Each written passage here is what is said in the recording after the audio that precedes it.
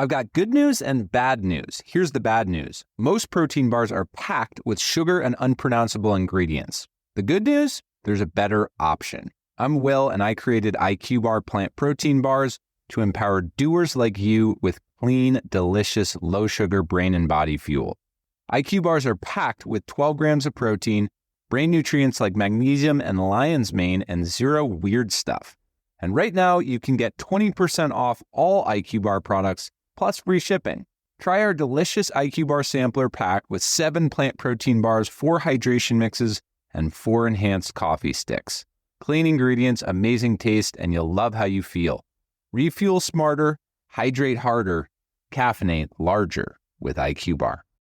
Go to eatiqbar.com and enter code BAR20 to get 20% off all IQ Bar products plus free shipping. Again, go to eatiqbar.com and enter code BAR20. Hi, this is Alex Kantrowitz. I'm the host of Big Technology Podcast, a longtime reporter and an on-air contributor to CNBC. And if you're like me, you're trying to figure out how artificial intelligence is changing the business world and our lives. So each week on Big Technology, I bring on key actors from companies building AI tech and outsiders trying to influence it, asking where this is all going. They come from places like NVIDIA, Microsoft, Amazon, and plenty more. So if you want to be smart with your wallet, your career choices, in meetings with your colleagues, and at dinner parties, listen to Big Technology Podcast wherever you get your podcasts. You're listening to the DolphinsTalk.com podcast network.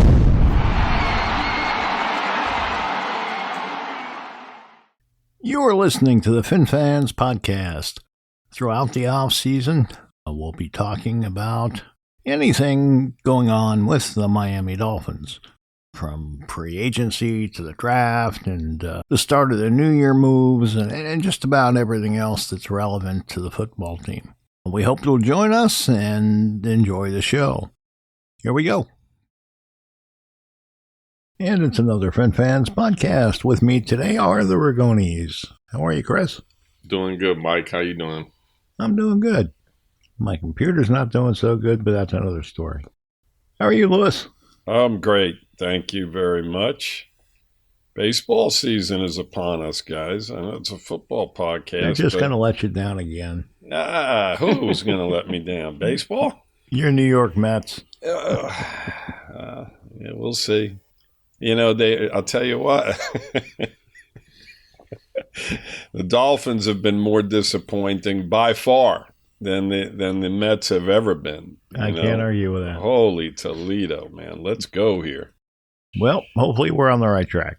Uh-huh. So I look at their needs right now, right, heading into the draft, and obviously we're not quite there yet, but we will be soon. To me, it's edge, cornerback, and wide receiver. Mm-hmm. What are you guys thinking? Think safety as well, definitely. Safety as well, huh? I mean, receivers, big. Offensive line, I think, there's, depending on the rookie. Are you going to need... I mean, we signed a free agent guard, right? Uh-huh. Yep. So, I mean, they seem to be putting some sort of group together that will be somewhat about on par with last year. I'm trying to use the right word here, I mean, the rookie's important. I mean, he's the key to that whole offensive line. You've got Austin Jackson coming back, right? You got Patrick Paul coming back, so you got the 2 tackles there. We signed a swing tackle, Mike. I'm sure you're very happy about that. After when weeks Jackson of goes talking down, about you're it, going to be happy about it too. So we got your swing tackle for you. So I mean, they've addressed the offensive line to some extent, but I personally still feel that, man, if there's a dominant guard there, you have to go or a tackle. Or tackle. Yeah. I mean, I would love to see them just get a rock solid guy there, because Patrick Paul looks like, he's going to be the real deal. And if you got 2 rock solid tackles on the outside, with Achane, dipping out there, I mean, it's a good thing. So wide receiver for me, without a doubt, the cornerback position, without a doubt. And, as you mentioned, Mike, edge for sure. Safety is probably down, on the list as well, as Chris mentioned. If you trade Brooks, then you got to concern yourself with the inside of the defense, right? Well, that's the question. Do you trade Brooks? We talked a little bit before we go on. He's 30, right? He's going to be 30, yep. He's going to be 30 this year. I mean, if you can get a third rounder for him, and if you're confident in your scouting department and the fact that you can draft guys that can be just as good, as productive. I don't know anybody's going to be as productive. He had a phenomenal season.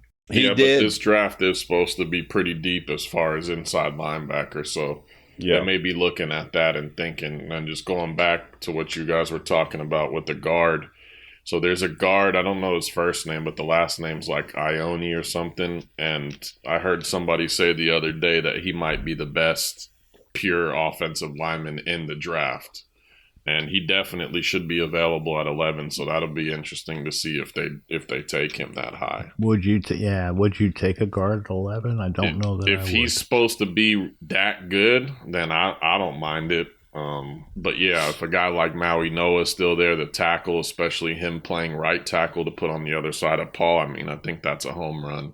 But it'll be interesting to see what they do or how they're thinking about that.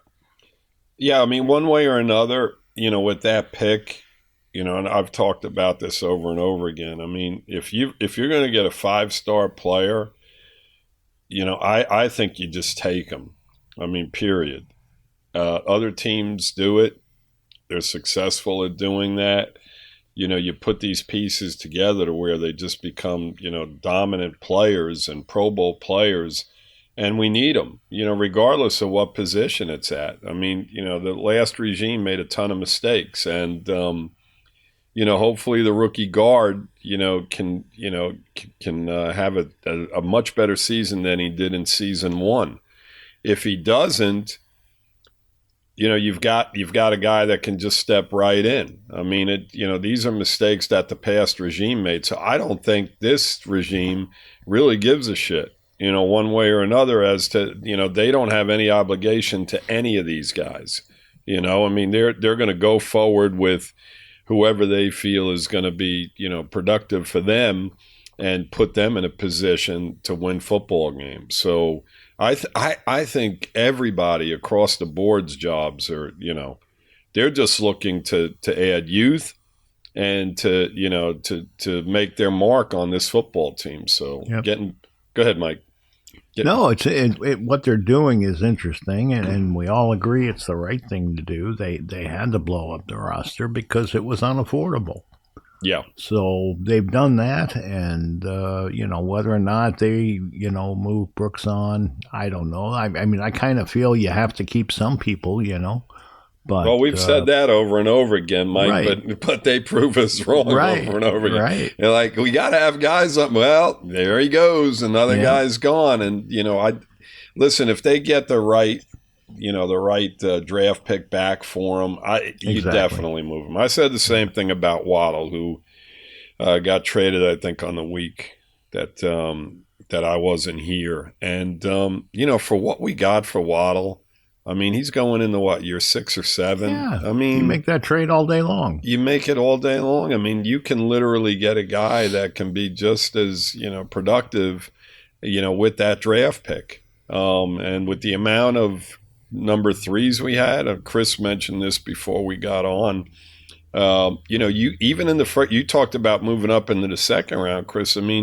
They can literally move up in the first round if they wanted to by giving up one of those number 3s, and taking, one of the top receivers in the draft, by giving up a 3. So, if the top receiver or, maybe the top, top 3, there's 3 that are projected by most people to go in the top 15. So I don't know if we're looking at one of those top 3 unless we move up that high, but. Yeah.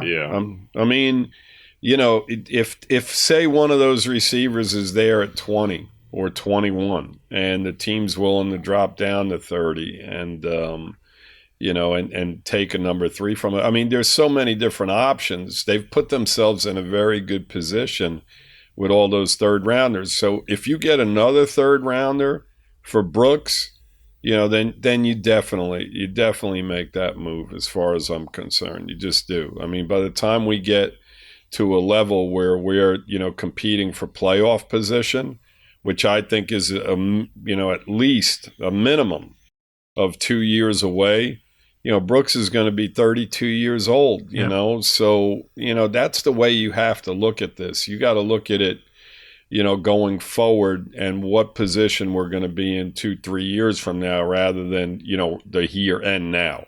We're going to struggle a little bit this year. So I say you do it. And I mean, it's obvious that, we're going to be lacking talent on both sides of the ball. So, your expectations have to be, in line with that. The over-under, I think, is 5.5. Yeah. Yeah. And that's pretty much on par, 5.5. And that's if, that's if everything, I think, goes really, really well for us. It's a tough schedule. Very tough. And you got to see who they draft and, who can make an immediate impact. But, if they get a good wide receiver that can come in and play right away and perform at a decent level, then that will help their win column, obviously. Getting back to Waddle, Mike, because you mentioned the receiver position and replacing him. If you look at Waddle the last couple of years, 6 touchdowns over 2 seasons.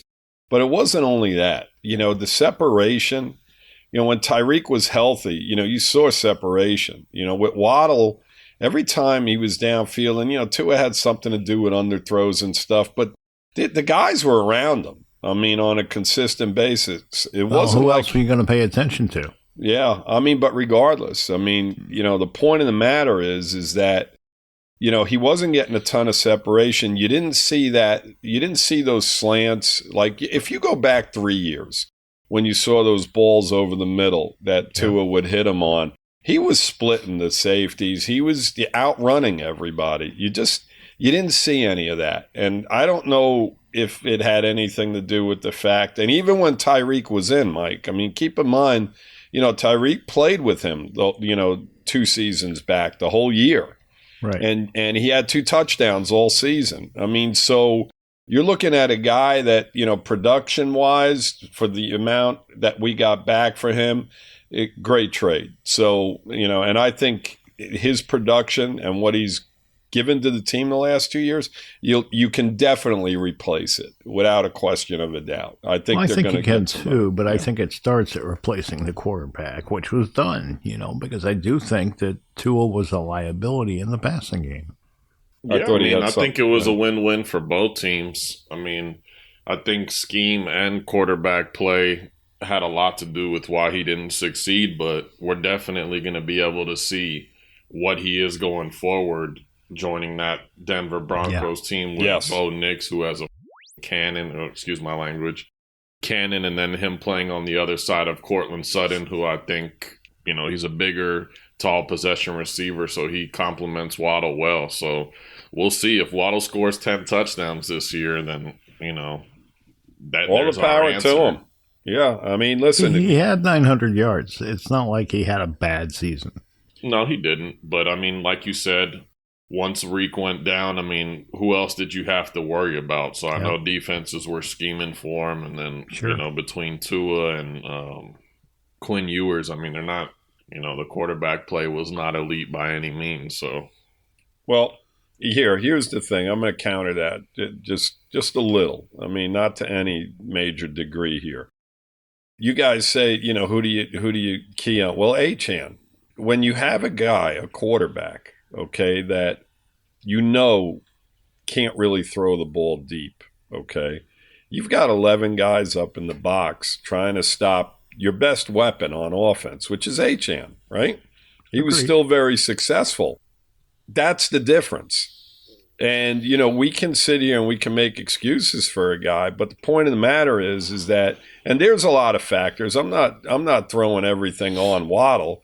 Because Tua was a factor, as Chris mentioned, the scheme may have been. But when you came in to play the Miami Dolphin offense, who are you concerned with? that can hurt you. It's the two guys Achane. we just mentioned. Yeah. Waddle and Achane. But more so Achane, Mike, because he was still productive even with a quarterback that, was just showing signs of not being able to put any zip on the football or getting the ball deep. So, in those circumstances, I think that, it plays into, the fact that Waddle should have been able to be a little bit more productive than he was. Because teams were definitely – I mean, if I'm a defensive coordinator, the first guy I'm taking out of that game is 110% Achane. And, he's a star, period. Waddle and Tua, that combination is an afterthought, and I think that's the way teams defended us. And we weren't able to counter it, for all the reasons that we've talked about. Yeah, I don't disagree with that completely. Yeah. So, anyway. There's a lot of ingredients that go into successful offense. We had a shaky offensive line. We had a shaky quarterback. We lost our top receiver. There's a lot that goes into it. It's not, you can't just point at one thing. Yep. And aside from Waddle too, I mean, nobody who in that wide receiver room stepped up and made plays. Dulcich. Come on, Chris. I said the wide receiver. No, I know. I'm just Dolchich that was a nice joke on his 5 targets a game. I mean, he produced with the limited amount of opportunities he had. He did. I mean, wide receiver wise, I mean, Malik Washington, didn't really give us anything. Westbrook Akinye, who we had some optimism for, just did absolutely nothing. I mean, nothing. We brought Cedric Wilson back, who was more of a blocker, getting 2 or 3 targets a game. I mean, it just it was a bad group. But to my point though, okay, now just think about everything that we're talking about, right? Mike mentioned the offensive line. We mentioned Tua and his inability, and the receiving core, and look at what Achane did with all those circumstances around him. How productive he was. Now, think about this guy in an offense that has a quarterback that can run the football, that has a better offensive line in front of him, has a couple of better receivers on the outside. And holy shit, you got a guy that can just absolutely destroy it. Because, as we all mentioned, there was so many things that, basically could have curtailed, the statistics and the production that he put up last year. And it didn't. The guy was just outstanding under all those circumstances. So I've talked about this over and over again, that's the reason. Those are all the reasons you keep that guy, that you do not trade him, because he's just that dynamic and he's just that good. Yeah, I mean, go ahead. All right, what we're going to do is we're going to take a step back for just a couple minutes, and we'll be right back. The Bleacher Report app is your destination for sports. Right now, the NBA is heating up, March Madness is here, and MLB is almost back. Every day there's a new headline, a new highlight, a new moment you've got to see for yourself. That's why I stay locked in with the Bleacher Report app. For me, it's about staying connected to my sports. I can follow the teams I care about, get real-time scores, breaking news, and highlights all in one place. Download the Bleacher Report app today so you never miss a moment. I've got good news and bad news. Here's the bad news. Most protein bars are packed with sugar and unpronounceable ingredients. The good news? There's a better option. I'm Will, and I created IQ Bar plant protein bars to empower doers like you with clean, delicious, low-sugar brain and body fuel. IQ bars are packed with 12 grams of protein, brain nutrients like magnesium and lion's mane, and 0 weird stuff. And right now, you can get 20% off all IQ Bar products, plus free shipping. Try our delicious IQ Bar sampler pack with 7 plant protein bars, 4 hydration mixes, and 4 enhanced coffee sticks. Clean ingredients, amazing taste, and you'll love how you feel. Refuel smarter, hydrate harder, caffeinate larger with IQ Bar. Go to eatiqbar.com and enter code BAR20 to get 20% off all IQ Bar products, plus free shipping. Again, go to eatiqbar.com and enter code bar 20. Hi, this is Alex Kantrowitz. I'm the host of Big Technology Podcast, a longtime reporter and an on-air contributor to CNBC. And if you're like me, you're trying to figure out how artificial intelligence is changing the business world and our lives. So each week on Big Technology, I bring on key actors from companies building AI tech and outsiders trying to influence it, asking where this is all going. They come from places like NVIDIA, Microsoft, Amazon, and plenty more. So if you want to be smart with your wallet, your career choices, in meetings with your colleagues, and at dinner parties, listen to Big Technology Podcast wherever you get your podcasts. I was just going to say, that's why I said, you got to keep somebody, and he's an elite weapon.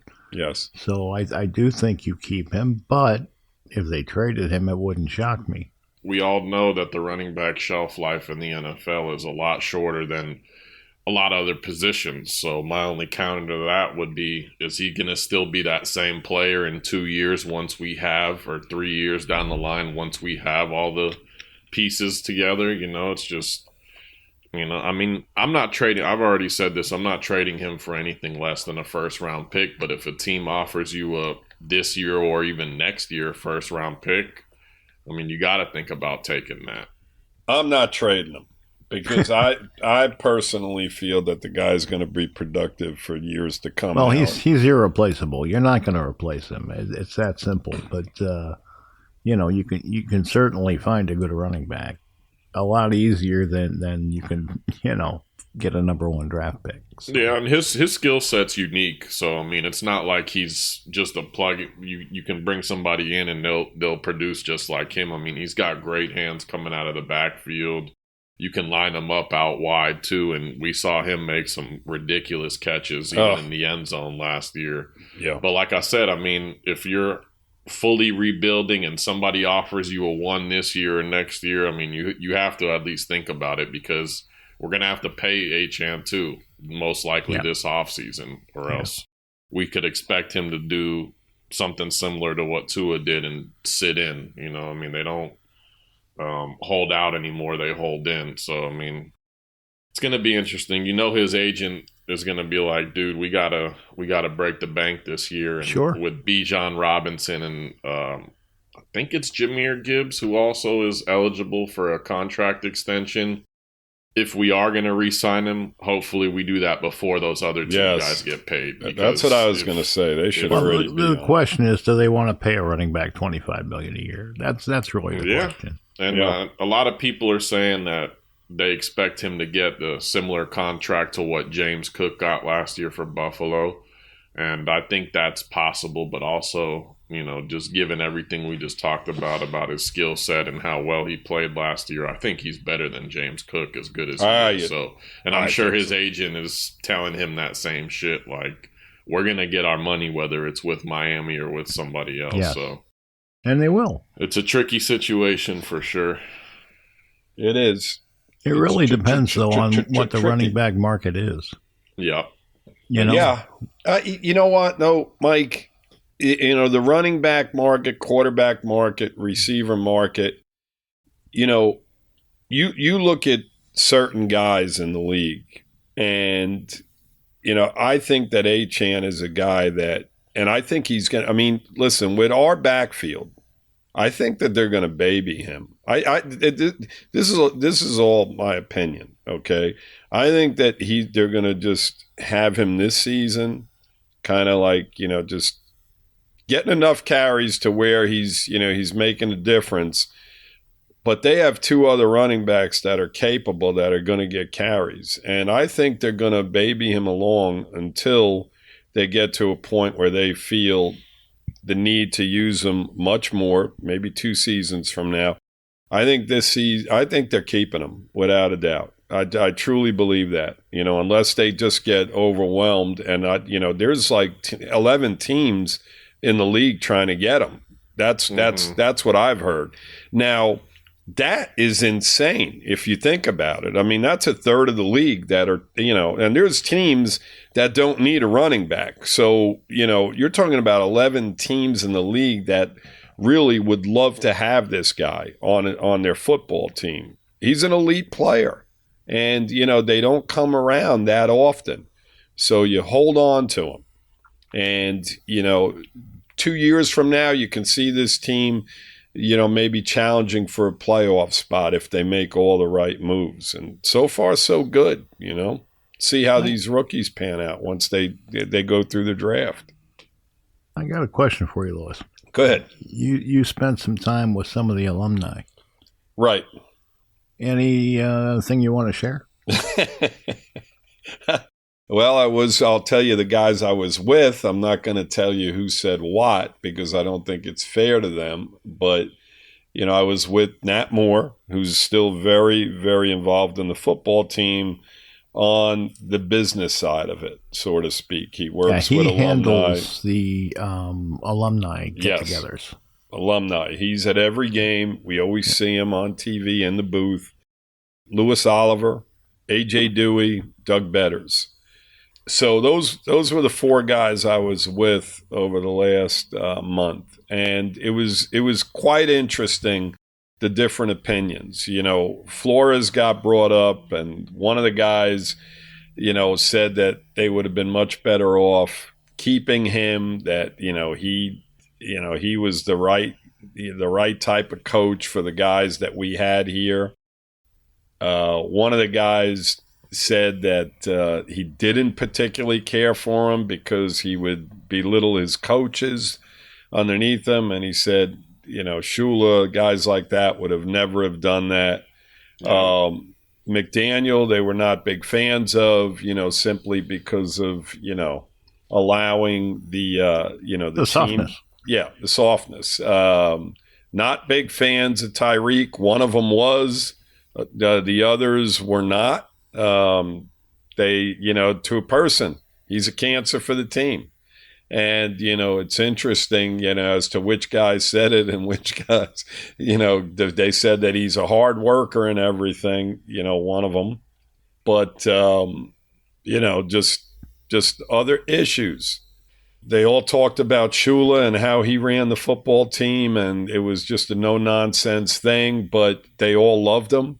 They understood him. They knew where he was coming from. They didn't feel that, how things are talked about. They feel it's all bullshit nowadays with, you can't be that type of coach.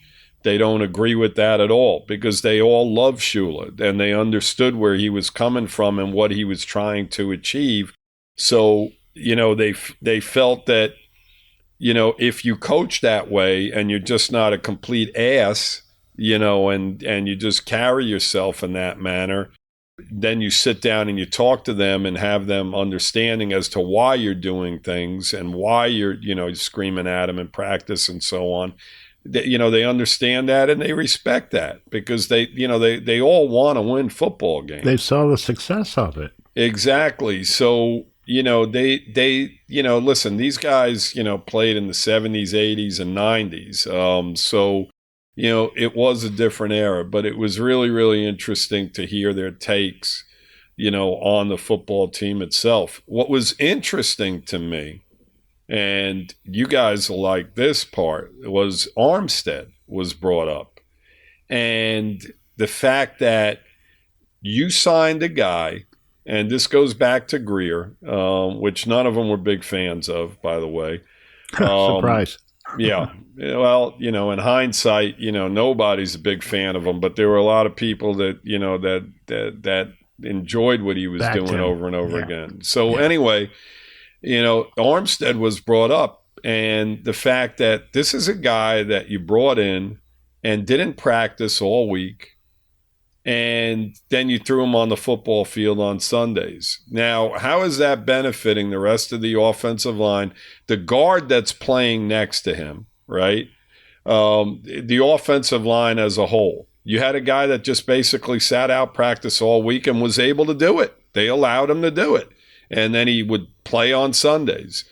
That type of thing, they felt, one of them talked about it exclusively,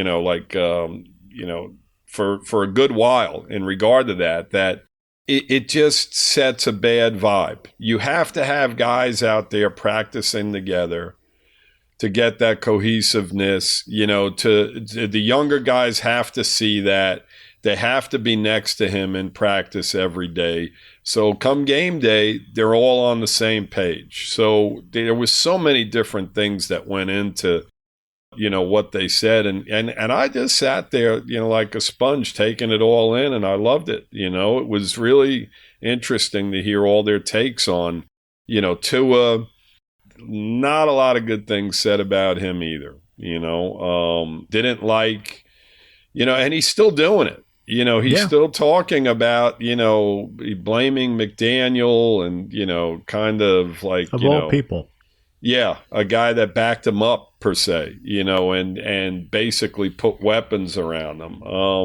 You just don't do that type of thing. You just keep your mouth shut and you move on. Say, hey, I enjoyed my time in Miami. I'm in a different place now and I'm going to do my best, blah, blah, blah, blah. There's no reason to talk about the past. So, not big fans of him. And basically, that's it. I mean, there were other things, Shula stories were just fantastic, about so many different things, is great. At one point, Nat and Louis Oliver were in the room together. And, Nat asked Louis Oliver, he's like, Louis, let me ask you a question, okay? If you, are you going to go into the study room and sit there and watch film, or are you just going to, do what you had to do in meetings and then, carry on with your life? And basically, Louis said, I'm sitting there and I'm watching film because I want to be the best at my position. He goes, and that's what I did. He said, all I did was watch film to see what guys were doing. And he said, I studied and studied and studied because I wanted to be the best damn player, the best damn safety in the league. And, that's the type of guys that you want, not guys just going through the motion. So, it was good stuff. Yep. And those guys all worked hard. I mean, they were good teams. That takes everybody. You don't become a good team unless everybody's on board. The thing about Louis was, he was like a linebacker playing safety, and he wasn't the fastest guy, but boy, could he hit. Chris, I don't think you don't remember him, right? I mean, he was gone by the time he played at Florida. He was a Gator, and he grew up a Dolphin fan. So when Dolphins drafted him, Yeah, he was a big dude. He was a big dude, big dude. I remember him, Chris, he intercepted Jim Kelly up in Buffalo when the Bills were just the K-gun, and they just kicked our asses. And we went up to Buffalo this one game, and they were at like the 6-yard line, getting ready to score a touchdown. And Jim Kelly threw a pass into the end zone. Louis Oliver intercepted it and brought it back like 105 yards. Do you remember that, Mike? Of course. Oh, it was great. He was going down the sideline. I mean, I loved him. We beat their asses. I think he had another interception in that game as well. Yeah, he may have, but I mean, that was just that was great. That was good stuff, man. Yeah. So anyway. All right, what we're going to do is we're going to take a step back for just a couple minutes, and we'll be right back. The Bleacher Report app is your destination for sports. Right now, the NBA is heating up, March Madness is here, and MLB is almost back. Every day there's a new headline, a new highlight, a new moment you've got to see for yourself. That's why I stay locked in with the Bleacher Report app. For me, it's about staying connected to my sports. I can follow the teams I care about, get real-time scores, breaking news, and highlights all in one place. Download the Bleacher Report app today so you never miss a moment.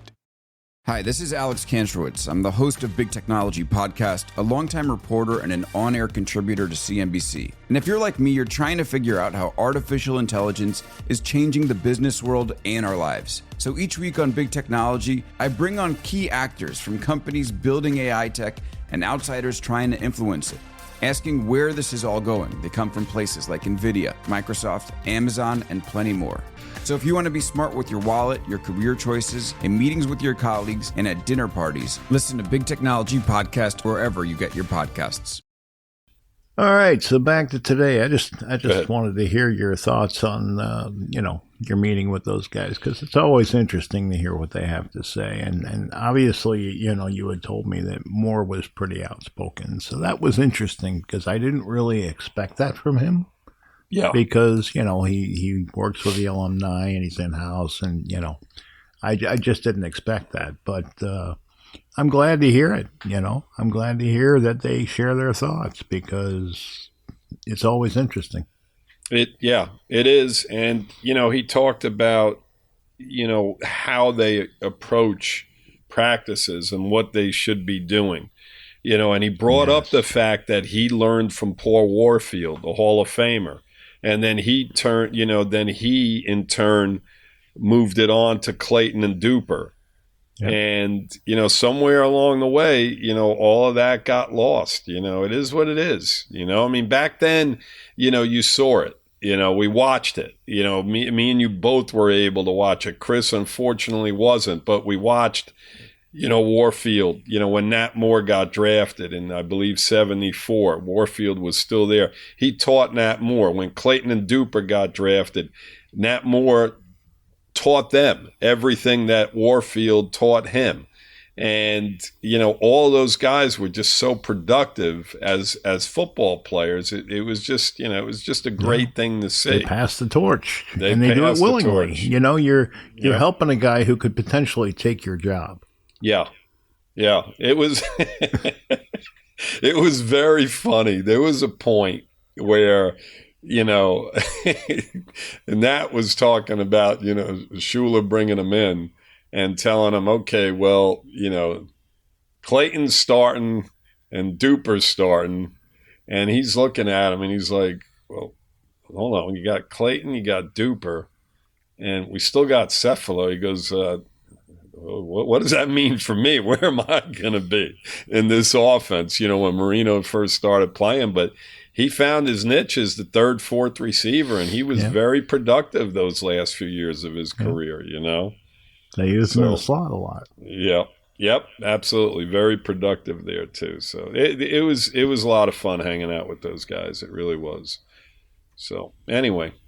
Yeah, years ago, I sat down with Warfield at an awards banquet, and I got to speak with him for quite a while. We actually talked about some of what you were talking about how, he felt it was his responsibility to help Nat Moore, and he said that's what good teammates do. Yep, absolutely. He had people that tutored him when he started with Cleveland. Mm-hmm. So it was interesting, and he shared a little bit, but it's always good to hear the mindset of an athlete that excels. Mm-hmm. And Warfield certainly fit that mold. Nat Moore certainly fit that mold. These guys could play at a high level. And it's always fun to sit and listen to what motivates them. Yeah, the fact that they were the type of players and where the organization was at one point, you can just the disappointment across the board from the guys as to where we are, as an organization is just very frustrating for them. Louis Oliver he cares. They still are big fans of the football team. They still care. That's, that. Listen to Bo Camper talk. He's pretty open, and outspoken on his podcast. Joe Rose, same thing. Rose. Yeah. Joe Rose has had a lot to say the last month or so. Specifically about Tua. Not just him, just everything. The last few months, just how the last regime worked. I wouldn't say every day, but a lot of the time when I'm at work, I'll, go on QAM on YouTube and see like the clips of things he says, and he goes off. Yeah, he does. But I get it. He loves it just like all these guys do. And you said you feel bad for them. Well, what about me, dude? What have I watched my whole, fandom of this team? Well, you're used to it. Yeah, but I mean, that doesn't make it any better. I mean, No. shit, I'm 32 years old. I've been watching them for at least 20 years now, and it's just, me and my dad were at that last playoff game we won against the Colts, and I was 7 years old. Yeah. God. Yeah, that's crazy. What's funny is that, I get asked, all the time from different people, they know I'm a Dolphin fan, and they're like, man, oh man, you got, what is going on? I mean, you got to be like just pulling your hair out of your head. And I'm like, what are you talking about? I said, are you kidding me? I said, I'm ecstatic about everything. Even Waddle? Yeah, everything. I'm happy. They blew it up. I've been calling for this forever.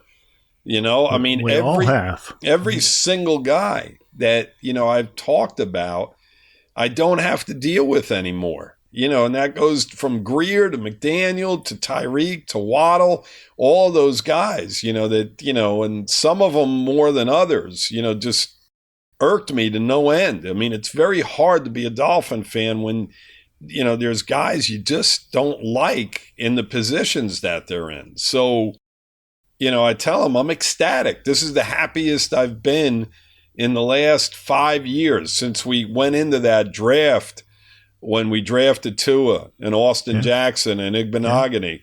Yeah. I mean, that's the last time I was extremely excited about this organization. And then it just, in one draft, we were all like, we came out of that going, what the hell did we just do in that first round? Yeah, we knew Tua was going to be the pick. And we were pretty certain that's what was going to happen because of all the pre-draft talk. And you just felt like that was their guy. So that didn't surprise me. I didn't necessarily love the idea because of his hip, but I was okay with it. But the Jackson signing and the Igbenogany signing, these were not signings we were crazy about. Terrible. I mean, I remember draft day watching when we drafted Austin Jackson, and all the guys who went before him, they were showing like the little clips and highlights of them just like pancake and destroying people. And what they showed of Austin Jackson's tape, I'm like, what the hell did I just watch? I mean, at least with Igbenogany, it's like he was a freak athlete. A lot of people had high grades on him, like he was expected to be, a solid corner. As to where Austin Jackson was like, he's young, he's a project, this, that, and the third. He was young. He was a year younger than most everybody else. Yeah, no, I know that. I'm just saying, like, as far as like physicality and like what I saw on the tape, I mean, it just blew my mind because we talk about this all the time. You had Justin Jefferson there, who was very productive in college. You had Jonathan Taylor, who was very productive in college. It's like, even if you drafted Tua with Justin Jefferson and Jonathan Taylor and he didn't pan out, the next quarterback coming in has two all-pro elite players at position of need, as far as the offense, aside from the offensive line. So, right. I mean, yeah, there's we've talked about this till we're blue in the face, but it's gotta be better, and hopefully this year is the start of that, Yeah, I think so. I mean, I truly am 110% behind everything that they've done up to this point. I mean, I'm telling you, there's not a move that they have made, the organization, and I'm talking about head coach, GM decisions, and then everything that they've done thereafter. There's not a decision that they've made that, I'm like, kind of like, I like every single thing that the organization has done up to this point. I didn't like Minka going to the Jets for a 7th round pick, even though they needed to clear that cap space to sign Malik Willis that day. But, yeah. I mean, if I could say there's one move I didn't like, it was that one. They either cut him and get nothing, or they trade him to the Jets and get a draft pick. That's your option. Yeah. Yeah, I mean, we didn't want to give him a new contract, but we could have kept him. I mean, but the Jets gave him 3 years, $40 million. I mean, at this point in his career, I don't know if he's worth that, but he's not. I don't think he is. I don't either. right? I mean, we not to discredit him, but he had a decent season. But I mean, I think he is in decline. I don't think you can a little that. bit, but we can't really judge his play last year too hard because we had him playing nickel instead of safety for majority of the season. Agreed. So, I mean, we'll see what he does with the Jets defense, but I still think he's still a really good safety. He just may not be that elite all-pro guy he once was. But, I mean, he definitely made quite a few plays for us last year and saved quite a few touchdowns. But, I mean, ultimately it didn't really mean much. But I don't know. He's going to be a good, solid player. But, it's mostly to the Jets. That's what pisses me off. Well, look at what but you know what? The Dolphins are like, yeah, they're in our division. Let them do that because we've been doing that type of stuff for years, signing guys and giving them money. Not to that extent, but we sign these veteran guys to come in and really just disappoint. Poyer, 2 years ago was that type of guy. He didn't get that kind of money, Chris, but it's all relative. I mean, I don't think he was anywhere near the type of player Minka was at any point in Poyer's career. I mean, he was a good safety at one point, but we knew when we were getting him. I mean, he was washed the season before with Buffalo. That's why they let him go. Right. I mean, he was. Minka, when we traded Jalen Ramsey to the Steelers, Minka was still, making Pro Bowls and still playing at a pretty good level. Like I said, not quite what he was in his prime, but still, producing. Well, let's talk about Ramsey, okay, since you brought him up, right? I mean, not for nothing, but I watched a lot of Steeler games where he was getting his ass whooped out there, Yeah, I mean, he got burned a few times. Sure, I mean, he's still a very solid player, but they're not the players they were. Football's a young man's game, and man, it comes and goes very quickly in the NFL. It really does. Yeah. I mean, there's guys that, that have done it for years, and you look at them and you're like, how in the hell do these guys do this? And, they're an exception to the rule. A lot of guys, 4 or 5 years, and that's it. They're at the top of their game. And then past that, it's downhill. Every single year, a little, half a step slower, and that's where you're at. It's a young man's game, and what they're doing right now in bringing in, they're going to be bringing in a lot of young football players. I mean, what'd you say, Chris? A couple podcasts back that right now we're the youngest football team in the NFL. Yep, we are. We're gonna get even younger because you're gonna have a ton of draft picks coming in that are probably hopefully make the team, and we're gonna be even a younger football team. If they're gonna make the team. Yeah, well, they have to, right? Yeah. They almost have to. Economically, they almost have to. Yeah, they have to. Well, we need bodies. I mean, unless they're going to sign 15 free agents and their draft picks are going to go out the window. That's well, I'm sure what you're going to see is roster churn. They'll look at the undrafted free agents and go through them, and if they like somebody better than somebody they've picked up recently, they'll make the swap. Yes. Yep. And you always continue to churn the bottom of the roster, so we'll see a lot of changes before all is said and done. Anything else, guys? I'm good, Chris. Yep, that's all I got. That's all you got, huh? Yep, I mean, the draft's coming up. How many weeks? What are we, 3 weeks? Yeah, 3-4 weeks. Let's see. When is the draft, guys? I What's think it's the date? It's the end of April. I think it's the 24th. The 24th. We're still a month away. Yep. Actually, the 23rd. Doesn't it start on Thursday or is it Friday? I think it's either Wednesday. It's the 23rd through the 25th. Yeah, that's Thursday. So basically, we are 4 weeks away, less than 4 weeks away now. Yep. Okay, that's where we're at. So we got 1, 2, 3 more podcasts before 4 more podcasts before the draft. So yeah, we'll start talking draft pretty soon, I would imagine, right, Mike?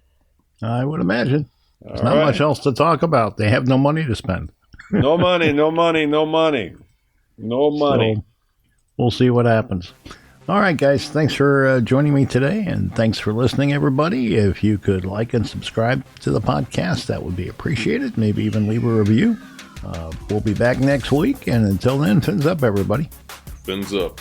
Fins up, Dolphins. And that's the end of another show. I want to thank the Believe Network for allowing us to join them this year, and the Dolphins Talk Network, who we've been a part of for many years. I want to thank both of these outfits. They're exceptional people, and we're proud and honored just to be a part of it. Until next time, take care.